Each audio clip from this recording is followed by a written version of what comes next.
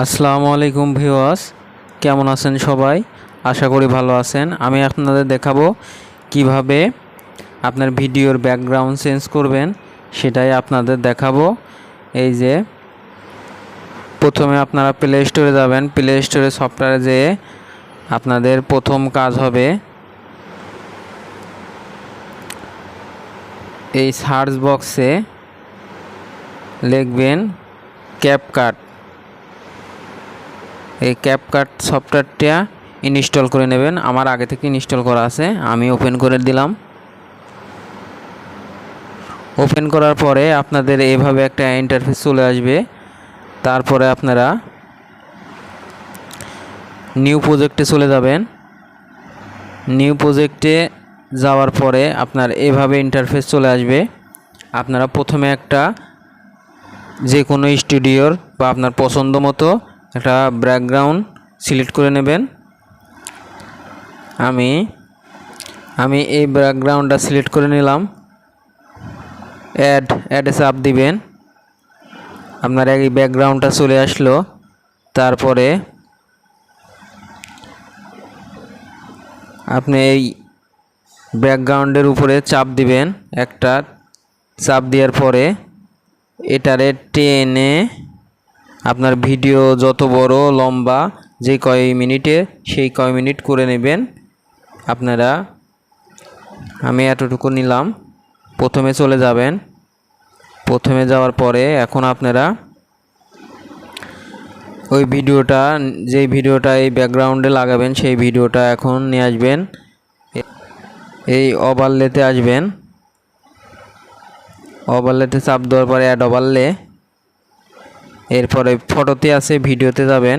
ভিডিওতে যাওয়ার পরে আপনি যে ভিডিওটা এখানে সেট করতে চাচ্ছেন সেই ভিডিওটা দিয়ে দেবেন।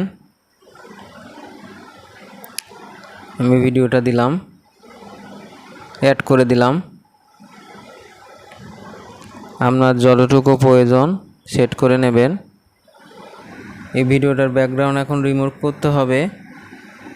রিমুভ করতে হলে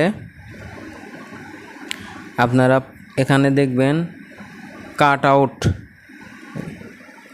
এই কাট আউটে চাপ দিবেন। কাট আউটে চাপ দেওয়ার পরে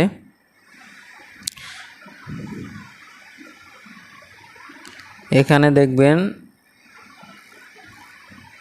রিমুভ ব্যাকগ্রাউন্ড, এখানে চাপ দিবেন।